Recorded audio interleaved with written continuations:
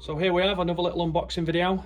This is just so we can have a close-up look at the Fiat 500 crystal red and clear rear lights. This is a real simple, easy to swap over job. They're complete with bulbs, so it's literally just out with the old and fit these in. Now these rear lights do fit the hatchback and the convertible, so I'll explain how these fit into both types. So let's get them unboxed and have a quick look.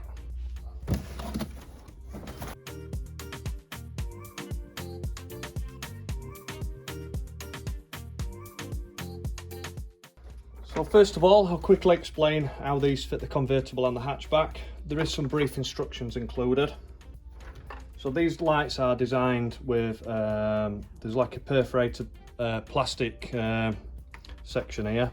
Now the instructions just say what you need to do is just remove leaves with some pliers. So just trim that away and that will make these fit the convertible. If you want them to fit in a hatchback, literally out the box, plug them straight in. So as you can see, these have got a real nice crystal clear and a crystal red finish to them. They do come complete with all bulbs fitted and they do plug directly straight into the wiring loom on the vehicle. These lights are fully E-marked, they are road legal and they are also MOT compliant.